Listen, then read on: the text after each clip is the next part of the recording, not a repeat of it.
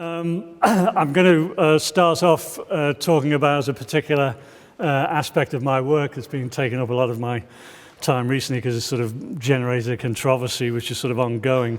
And you'll see straight away that my focus is microscopic in scale compared to the speakers that have been talking earlier today who have much wider and even world-changing ambitions. So I must ask you, first of all, could you please read this? How's your eyesight at the back? Can you read that okay? Do you want me to read it out? It's okay? This is a very influential passage from Isaac Newton, and we're going to be talking quite a lot about it. So I'll just give you a minute.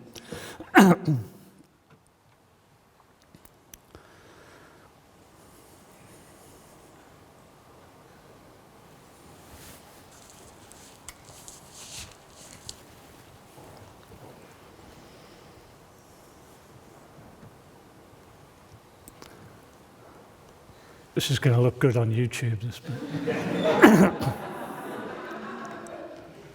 Okay, so now if I asked you to summarize this passage, my guess is that you would say, well, this is Isaac Newton saying that he does not believe in the possibility of action as a distance.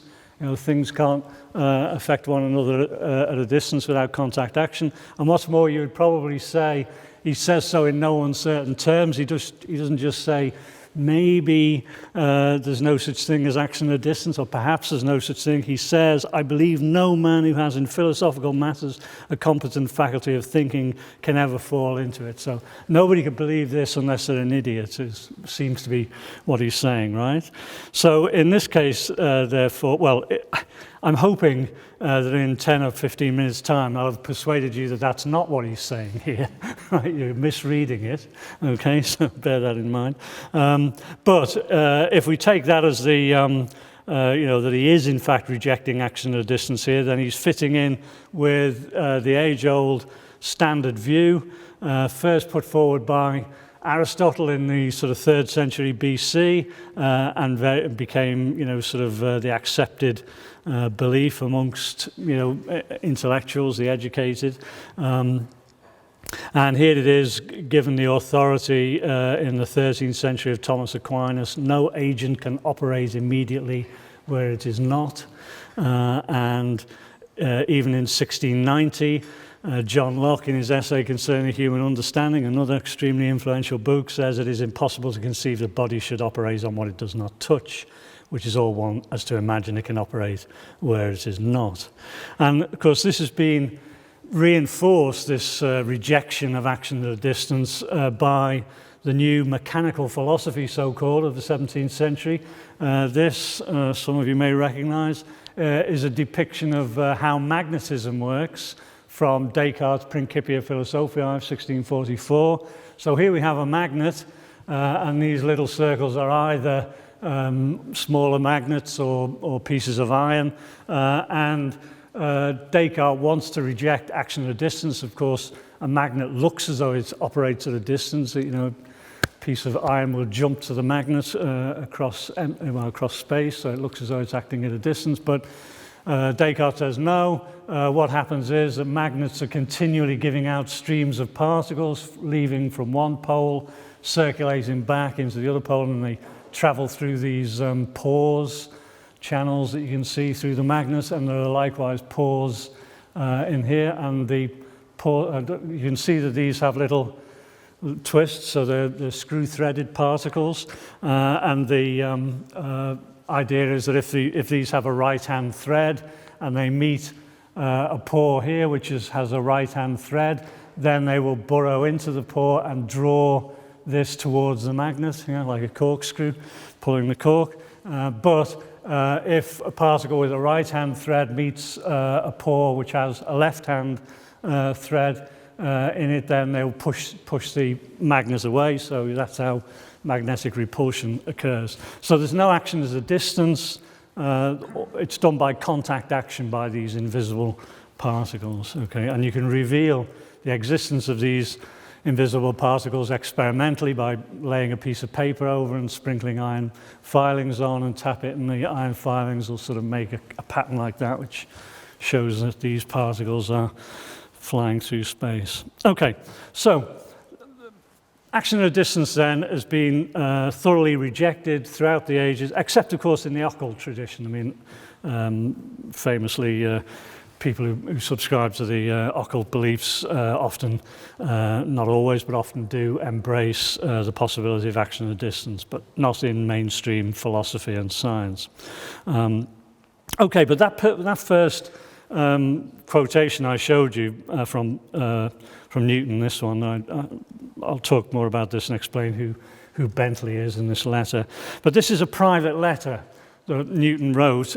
He had no idea that it was going to be published. It was published in 1756, 20 years after his death, just because it was written by Isaac Newton, and he was a great man.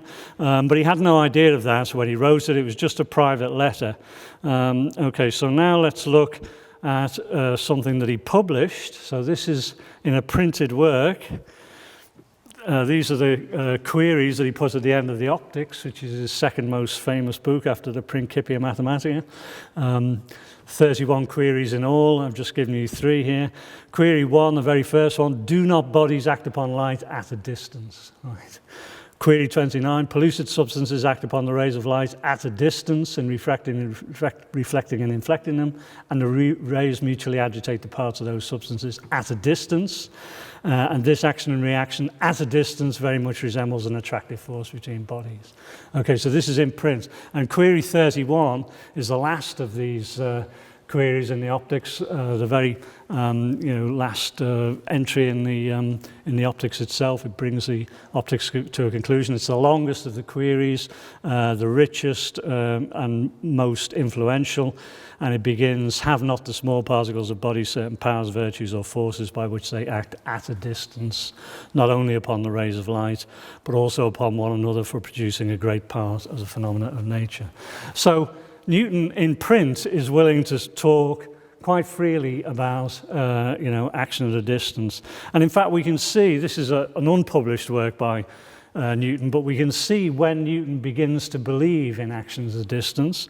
In 1679, this is De Arias theory on air and ether, and he's thinking about expansion and contraction, or rarefaction and condensation, and the starting point for this, for his speculations here, is the work with the air pump, which, as in Leviathan, the air pump made famous by Steve Shapin and Simon Schaffer. They would sort of, the experimenters would suspend a deflated bladder or balloon, a collapsed one, sealed inside the chamber of the air pump. They would then suck the air out of the chamber of the air pump, and what would happen?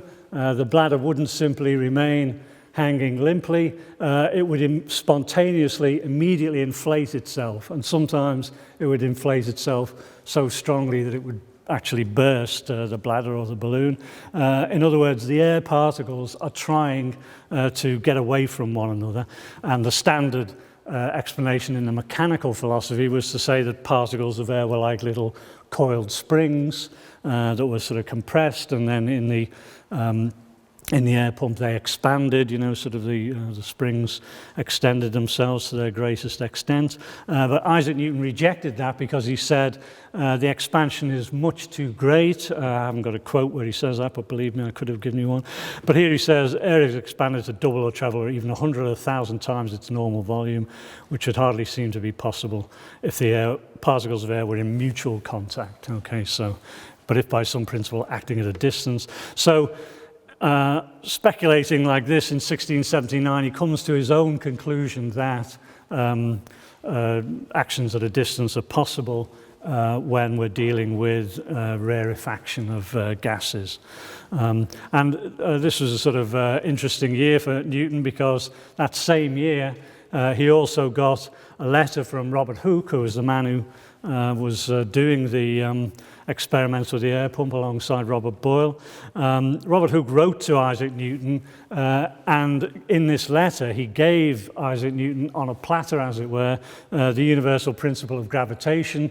He said, you know, dear Mr. Newton, I've come up with this brilliant idea which can explain the motions of the planets. If we assume that a planet is moving inertially past the sun, and we assume that there is a single attractive force operating between the planet and the sun, which operates inversely as the square of the distance between them, then I think we can explain all of the motions of the heavenly bodies. The only thing poor old Robert Hooke couldn't provide was the mathematical proof of this, and that's what Newton was able to do, and then Newton turned it into the Principia Mathematica without giving any acknowledgement to poor old Robert Hooke. But Robert Hooke's original idea also involved action at a distance. So here Newton from 1679 on has got the idea of action at a distance operating at a sort of, you know, atomic level, but also on a cosmic scale, the idea he's got from Robert Hooke.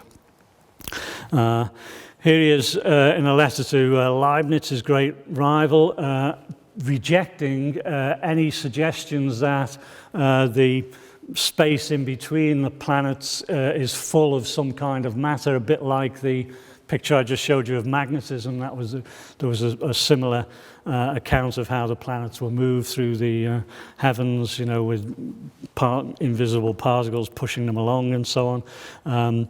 Newton is saying here, I have myself concluded that all of the causes are to be rejected, apart from attraction, and that the heavens are to be stripped as far as may be of all matter, lest the motions of planets and comets be hindered or rendered irregular. So he believes that space is empty, and therefore the planets are attracted to the sun across empty space, not through a sort of, you know, making contact indirectly through chains of particles. And in the Principia Mathematica, he sort of, as it were, encapsulates in the preface the idea of attractive and repulsive forces operating both at an atomic level and a cosmic level. It says, many things lead me to have a suspicion that all phenomena may depend upon certain forces by which the particles of bodies by causes not yet known either are impelled toward one another and cohere, or are repelled from one another and recede. Now, he doesn't mention action at a distance there, but nevertheless, it's sort of implicit in the whole of the Principia Mathematica. And here's confirmation of that from a sort of leading Newtonian scholar, Alexander Quire. The Principia seemed fully to confirm that his teaching could be and was interpreted as positing action at a distance by an attractive force residing in bodies. And this becomes then immensely influential throughout the 18th century, and this is unique. I mean, as I say, throughout the ages, action at a distance has been philosophically rejected, you know, since the ancient Greeks, right through until we get to Isaac Newton. But the succeeding generations of natural philosophers accepted the authority of Newton and believed that action at a distance was possible. We can see this in this quote. I could have picked any number of 18th century scientists here. I mean, Immanuel Kant dabbled in science, but you can see this is Metaphysical Foundations of Natural Science.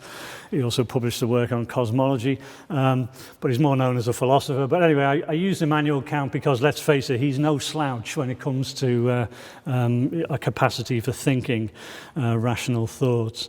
So he starts off with this, repeating this phrase: the most common objection to immediate action at a distance is that matter cannot act immediately where it is not.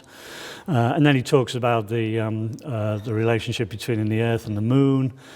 Even though matter may lie between these two bodies, it still contributes nothing to this attraction.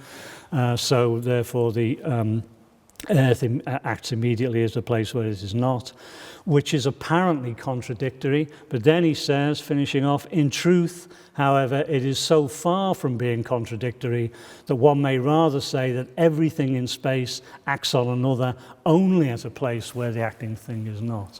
So he's completely turned this on its head, and it's because of Newton's influence. And here's him talking about Newton, just in case you don't believe me. It's commonly supposed that Newton did not at all find it necessary for his system to assume an immediate attraction of matter, but with the most rigorous abstinence of pure maths allowed the physicists full freedom to explain the possibility of attraction as they might see fit. Now, this is a reference to the fact that Newton didn't explicitly talk about actions at a distance in the Principia. He was too coy. He sort of implied it, as we've seen from that quote from Poiret and so on, but he didn't explicitly discuss actions at a distance. And so those who couldn't bring themselves to accept the possibility of action at a distance used that as an excuse to say, well, Newton didn't confirm action at a distance, he just sort of said that he was only giving a mathematical account rather than a physical account and things like this. But Kant dismisses this. How could he ground the proposition that the universal attraction of bodies, which they exert at equal distances around them, is proportional to the quantity of their matter, if he did not assume that all matter, merely as matter, therefore, and through its essential property, exerts this moving force? Thus, one cannot adduce this great founder of the theory of attraction as one's predecessor if one takes the liberty of substituting an apparent attraction for the true attraction he did assert, and if one assumes the necessity of an impulsion through impact to explain the phenomenon of approach. Okay, so he's rejecting this kind of escape clause, if you like, and saying that it's clear that Newton did believe in attraction, and sort of putting that together with the previous quote, he believed in action at a distance. Okay, so here's Ernst Mach summing up then in his critical and historical account of the development of the science of mechanics. 18th century thought became accustomed to use forces operating at a distance as a given starting point of explanation. Okay, so this is a unique period in history because, as I say, all other times the idea of action at a distance was rejected, but now, thanks to the authority of Newton, scientists have accepted it. Of course, this begins to change around about the 1830s, 1840s, when action at a distance is rejected again. So that brings an end to this reign of action at a distance in physics. But it is a testament to Newton's authority that Mach could say this, that 18th century thought became accustomed to use forces operating at a distance as a given starting point of explanation. Okay, so by the way, we might be entering a second phase of history where action at a distance is allowed with quantum entanglement, but so far it's too soon to say. Okay, so that brings us back to this. Okay, so I hope I've established then that Newton did believe, or seems to have believed, in action at a distance. There's plenty of evidence. I could have given you far more from his unpublished writings, where he explicitly talks about action at a distance, just the way he does in that 1679 manuscript on air and ether. And yet, here he is in this letter to Bentley in February 1693, seemingly denying it. But remember, this is a private letter. So we need to ask ourselves what's going on here. This seems to be incompatible with all the other pronouncements that Newton makes. So just to set this up. So having noticed this discrepancy, as it were, between this and all the other evidence that seems to suggest that Newton accepted action at a distance, I thought, well, I must look into this. I must see what the Newton scholars, how they explain this. And I was expecting, since this is the only example where he rejects action at a distance, I was assuming they would say this was anomalous in some way. And it's clear that Newton did believe in action at a distance because of the kind of evidence I've just shown you. But here's an example. I'm just going to give you two examples which will stand representative, trust me, for all other Newton scholars. Alexander Poiret again attraction as action at a distance through vacuum without mediation. He told Bentley was an utter absurdity that nobody could believe in. Yet the letters to Bentley were written about 5 years after the publication of the Principia and published only in 1756. Thus, they could not enlighten readers of the Principia who, especially those of the first edition, could hardly fail to misunderstand Newton's position and to ascribe to him just those opinions which he so vehemently rejected in these letters. Okay, so they read the Principia, they assume the Principia is endorsing action at a distance, but they got it wrong. They've misunderstood because we know that these were opinions which he vehemently rejected.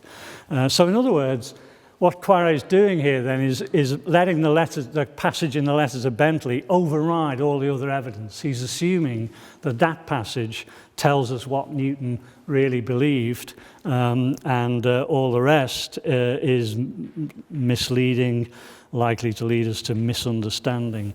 Same with A. Rupert Hall, that Newton seemed by the theory of universal gravitation to contravene the principles of mechanism, in other words, to introduce occult actions at a distance, was due to misapprehension.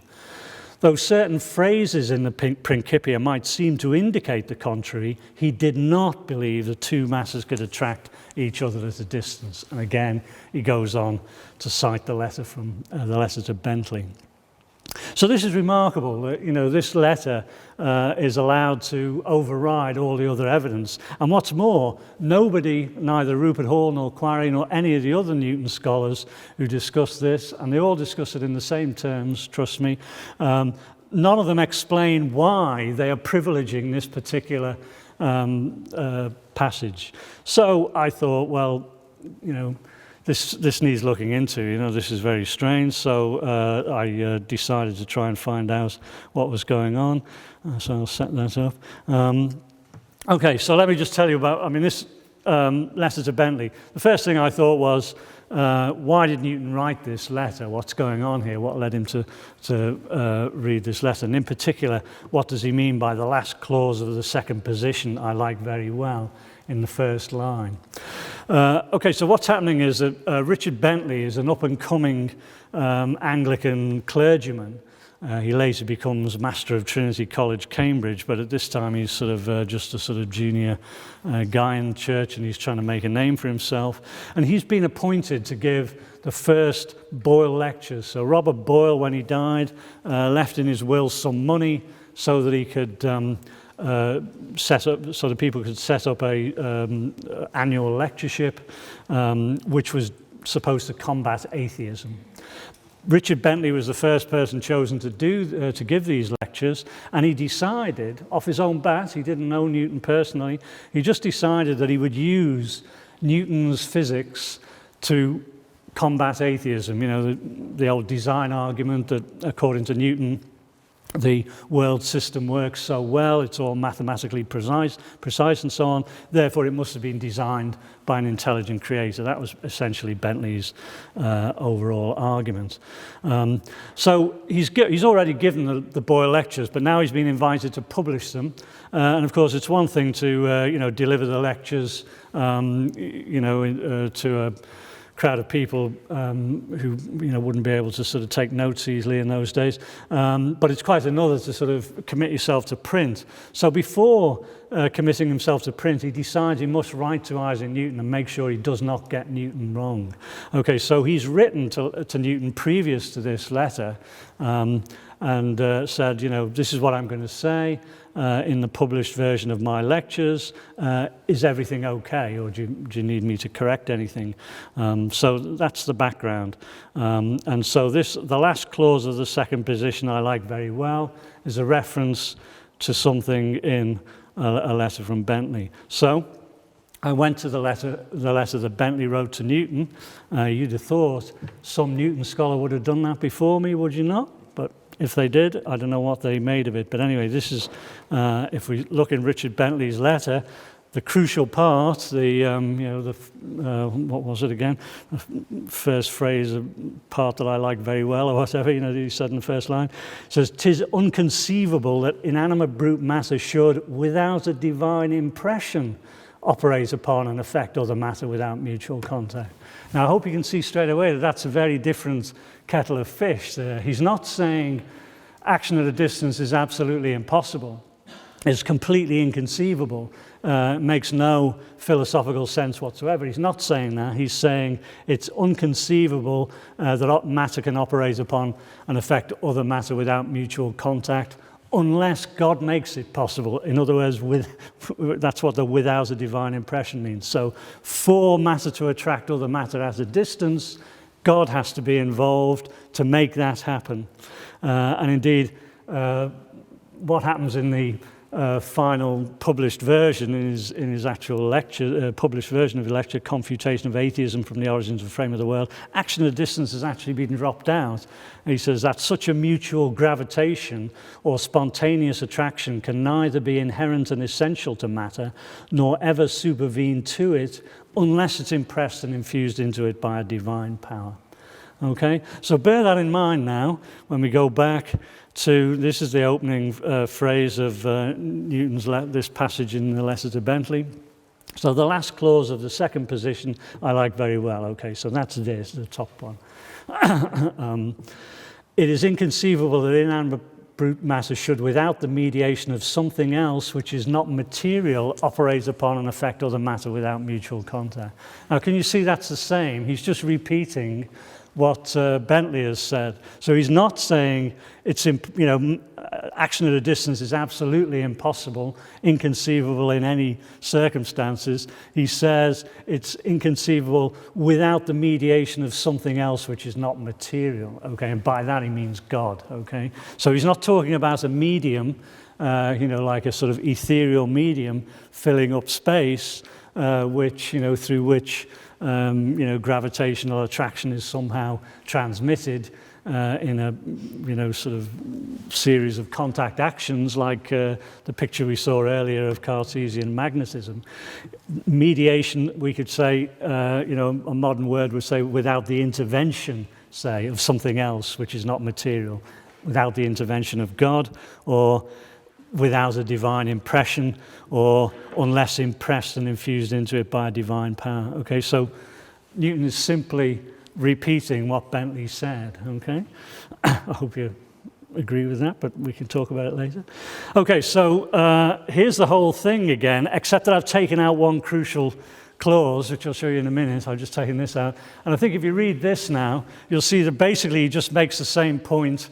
He just makes that point twice. But he has this complication in the middle where he's talking about Epicurus and so on. So we've seen the first part.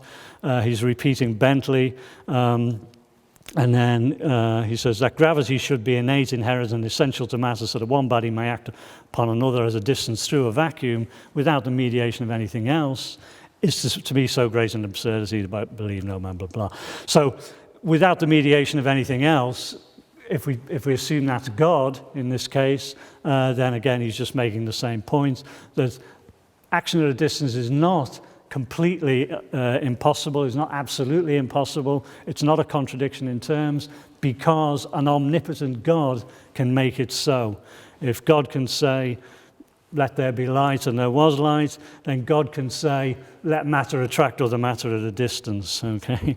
So that's what he's saying. Now the bit I've left out, by and through which their action and force may be conveyed from one to another, does, I admit, look very much like as though he's talking about transmission through a medium, a physical medium, the way analogous to the way Descartes explains magnetism that we saw. But I haven't got time now, but trust me, I could explain to you that this, again, he's simply talking about the action of God here, without the mediation of anything else, and that's where that phrase goes. So it's God who is, as it were, the transmitting agency. He's not talking about a physical medium, so it's supernatural rather than a natural way of thinking. So, in other words, all of this is now the way I saw it anyway, the way I saw it was that this passage is entirely compatible with all that other stuff I showed you earlier on, where Newton explicitly says that he believes in action at a distance. So the crucial thing is that action at a distance is used to prove the existence of God. That's why Bentley wants to use it in his lecture. Remember, that was the whole point of the lectures, to use Newtonian science to prove the existence of God, or to combat atheism. And Newton agrees with him. He wants to take exactly the same line. So, and that's why we've got this stuff in the middle where he's talking about gravitation in the sense of Epicurus. The Epicureans, according to Newton, claim that gravity is just an inherent property of matter, in the same way, even an omnipotent God could not create matter without extension. So extension is a sort of natural concomitant of matter, a sort of logical concomitant of matter. And the Epicureans say the same is true of gravity, of gravitational attraction. It's just a natural part of matter. And Newton has to reject that. Bentley has to reject that, because it scuppers their attempts to use gravity to prove the existence of God. Okay, so the idea is then that if I take my keys out of my pocket, if I can get them, if I drop these on the floor, well, if I let go of them, I mean, according to the mechanical philosophy, matter is completely dead, passive and inert, and so if I let go of them, they shouldn't move, but they spontaneously move to the ground. Why do they do that? Because they've got this force, gravitational attraction, power of gravitational attraction in them, and so is the Earth. And how could that possibly be? It's inconceivable unless the matter was given a divine impression without the mediation of something else which is not material. Okay. So, and here's just another. To prove that theological point to you. Remember, I showed you a quote from John Locke in slide 2, where he said, he was agreeing with Thomas Aquinas that action at a distance was impossible. And this proved embarrassing because the Bishop of Worcester, Edward Stillingfleet, in 1698 pointed out to him that John Locke had also said in the preface of the essay concerning human understanding that he saw his job as just clearing up some of the rubbish around the feet of a great man like Isaac Newton, to help Newton to prove his ideas. And the Bishop of Worcester pointed out to John Locke that John Locke had endorsed the impossibility of action at a distance, whereas the Principia seems to suggest the opposite, that action at a distance was possible. And so this was an embarrassment to Locke. And so he agreed. He says, in the next edition of my book, he says at the end, I shall take care to have that passage rectified to correct this. But you can see in the first part that he's got this same theological idea about the theological importance of the existence of gravitational attraction. So I'm since convinced by the judicious Mr. Newton's incomparable book it's too bold a presumption to limit God's power in this point by my narrow conceptions. Gravitation of matter towards matter by ways inconceivable to me is not only a demonstration that God can, if he pleases, put into bodies powers and ways of operation above what can be derived from our idea of body or can be explained by what we know of matter, but also an unquestionable and everywhere visible instance that he has done so. Okay, so just by dropping my keys, I'm providing you with a visible instance that God has done this. Okay. Right, so let me set that up first. Okay, so I, was pretty pleased with myself, I have to say. I wrote this up, sent it off for publication, got it accepted, and I thought, Newton scholars the world over would be grateful to me, and would, sort of thank me for clearing up this confusion and correcting this, mistake that they'd been making, but that wasn't the way it turned out. Okay, so Here's Andrew Janiak, Newton as Philosopher, 2008. This is what he wrote. And this is all he wrote about me, by the way, and this is from a footnote in his book. It's not even in the main text. From Henry's point of view, Newton should be understood as ultimately endorsing action at distance. He writes, I believe it's safe to say that all of Newton's pronouncements upon gravitational attraction are consistent with the view that he believed gravity to be a superadded inherent property of body which is capable of acting at a distance. Superadded, by the way, is a term that John Locke uses. I deliberately used it to sort of, as it were, capture the sort of same flavor. So it's superadded by God. You know, only God can put this power into matter. So he then gives the reference to me. However, Henry's conclusion contradicts the letter to Bentley quoted above. Okay, so I didn't contradict the letter to Bentley. I sort of explained very, very carefully how that passage in the letter to Bentley did not contradict all the other places where Newton says that action at a distance is perfectly possible, you know, like in the queries to the optics and so on. So to say Henry's conclusion contradicts the letter to Bentley is, well, somewhat annoying. And then he goes on, and I could sue him for this. Henry also cites no textual evidence from Newton's published or unpublished work. I gave all of the stuff I've shown you and more.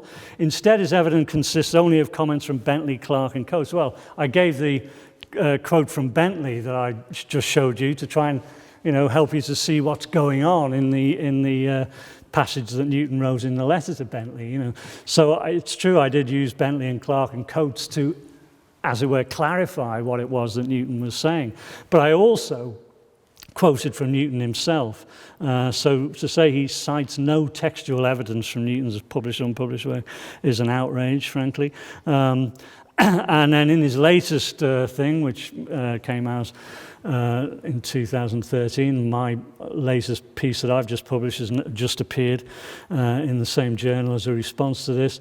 In his famous correspondence with Richard Bentley, which accompanied Bentley's preparations for publishing a written version of the first Boyle lectures, Newton rejected distant action. In his fourth letter to Bentley, he writes, and then he gives that whole quote, not just that line, I've shortened it, gives the whole quote, and then he says, it certainly appears from this letter that Newton rejected the very idea of action as a distance between material bodies, but C.F. Henry, 2011. Okay, so, I mean, this, again, you know, he doesn't engage with me at all. He doesn't sort of, he just said, it certainly appears from this letter. He doesn't sort of go through my arguments in which I explain why it doesn't actually say that, you know, Newton rejects action at a distance. Instead of doing that, he just, that's all he says, you know. So it's a sort of unwillingness to engage with what I'm saying, which it seems crazy. But anyway, he's not the only one. There's three of these philosophers. This is just the latest. These are the things they published so far. Notice the two by Hilary Kachiris. She's talking about gravity and Newton's substance counting problem. And the latest one by Andrew Janiak, three concepts of causation in Newton. Stephen Duchesne's title doesn't give anything away, but he's doing the same thing. There aren't three concepts of causation in Newton, and Newton does not have a substance counting problem. I won't bore you with the details of what these are, but, you know, it's Hilary Kachiris is trying to say, you know, Newton's presented with a philosophical problem of how to distinguish material substance from immaterial substance, and whether there is an intermediate kind of substance which is somewhere in between material and immaterial substance, and that's the so-called substance counting problem. But there is no such problem in Newton. The only reason why she talks about this problem is to try and explain, you know, this sort of same, you know, incompatibility between what he says in this passage in the letters to Bentley and all the other places where he's perfectly happy to talk about action at a distance. And likewise, there's three concepts of causation that Andrew Janiak invents. You know, these three concepts do not exist, but he's trying to defend his claim that Newton does not believe in action at a distance. So for me, it seems as though these philosophers have just, you know, got it into their head that it's inconceivable that Newton could believe in action at a distance. You know, everybody rejects action at a distance now. unless you count people who are involved in quantum entanglement. We all think action at a distance is a ludicrous idea, so surely Newton also must have thought it was a ludicrous idea. So in other words, they're a bit like Sir David Brewster in this famous passage from his biography of Isaac Newton. Sir David Brewster is the inventor of the kaleidoscope and also the Timothy O'Shea of his day. He was the principal of Edinburgh University. And he wrote this 2-volume biography of Isaac Newton, and again, trust me, this is incredibly hagiographic. Isaac Newton walks on water. He can do no wrong for David Brewster until he discovers, famously in a big chest, owned by the Portsmouth family as descendants, all these alchemical writings, and now these alchemical writings have been providing much fodder for, sort of Newtonian scholars, since the 60s. But when David Brewster came across them in 1855, or shortly before when he's writing the biography, he was appalled, and he wrote this: "We cannot understand how a mind of such power, so nobody occupied with the abstractions of geometry to study the material, could stoop to be even the copyist of the most contemptible alchemical poetry and the annotator of a work, the obvious production of a fool and a knave." So this is, you'd think, honestly, if you read how hagiographic the whole thing is, you would imagine that Brewster's reaction would be, wow, I've always thought alchemy was a load of nonsense.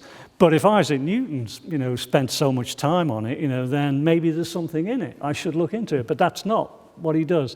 His prejudice against alchemy is so strong it even overrides his admiration for Isaac Newton.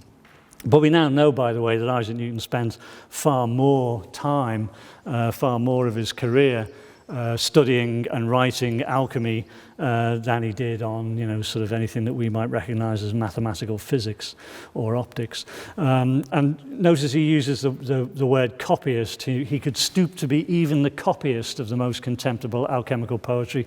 The assumption was Newton couldn't have written this stuff. He must have copied it from other alchemists. And in some respects, that's true. He did indeed copy out lots of alchemical works for his own use, presumably from another alchemical adept who happened to have a copy, and so he said, can I copy that one out? But he also wrote his own alchemical works, we know that now, and so, he wasn't just copying, he was actually doing these. So David Brewster couldn't bring himself to believe that Newton was interested in alchemy, and it seems to me that these philosophers could not bring themselves to believe that Newton could believe in action at a distance. It's exactly the same phenomenon.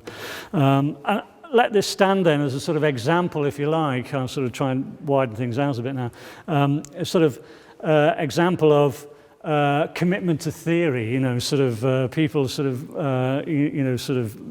have a bee in their bonnet, that we've got to sort of make sure everything fits in with our particular theory. And Francis Bacon, great theorist of scientific methodology,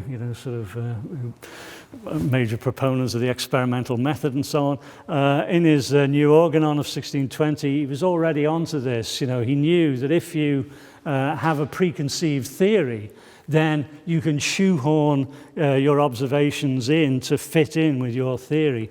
And so he says, the understanding must not therefore be supplied with wings, because then you take off in flights of fancy. He says, but the understanding must be hung with weights to keep it from leaping and flying. And this has never been done, at least it hadn't been in 1620.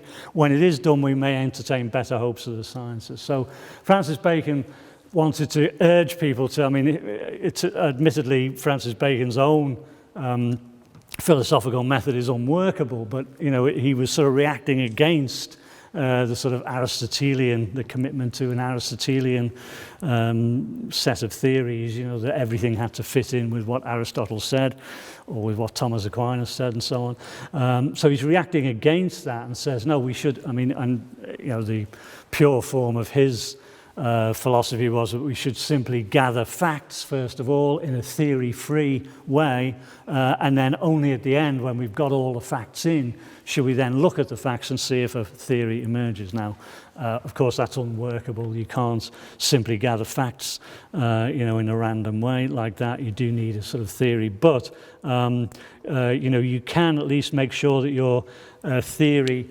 and your observations are sort of closely married together.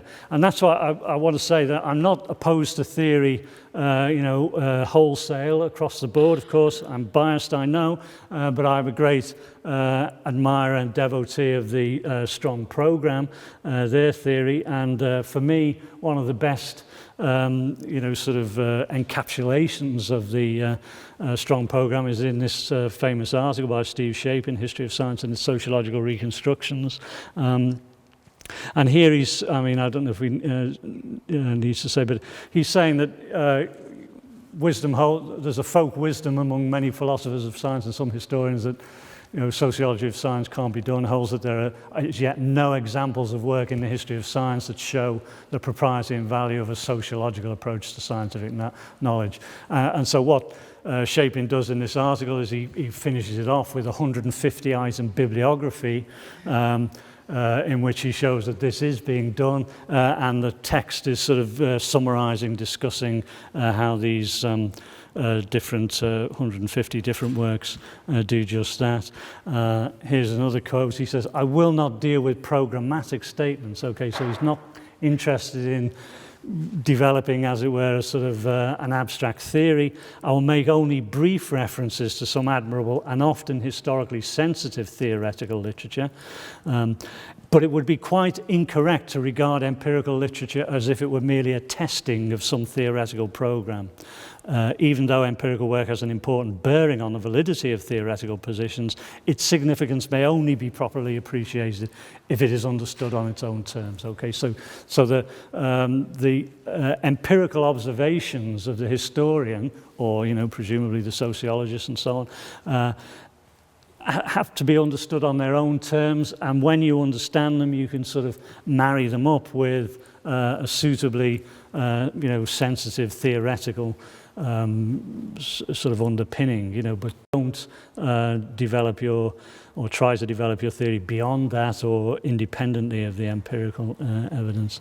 And here again, this is Shapin just saying that this bibliography consists almost entirely of empirical work discussed in the text, by no means exhaustive and so on. And he says, "Doubtless I have offended many authors, although perhaps the more profound apologies are owed to writers who will be surprised to see their work treated in a sociological context." So the point is that many of the works in this 150-item bibliography are written by historians who probably never heard of the strong program. They were just sort of doing their own historical work, and Steve Shapin, David Bloor, Barry Barnes have appropriated that empirical work to provide the basis of their theoretical ideas. So for me, the strong program is grounded in empirical studies and therefore is acceptable. But it worries me that there are other theoretical commitments out there which don't do this. They're sort of they move away from the empirical background, though this is arguable, of course. I could give you another. How am I doing for time? Oh no, I've gone on too long, so I'll stop. But anyway, that's for me. Empirical studies ought to take precedence, and we can get into serious trouble if we have, a bee in our bonnet about, this must be the case. Newton can't possibly be interested in alchemy. Newton can't possibly believe in action at a distance, or you name it, any other preconception that a thinker might have. Okay, thank you.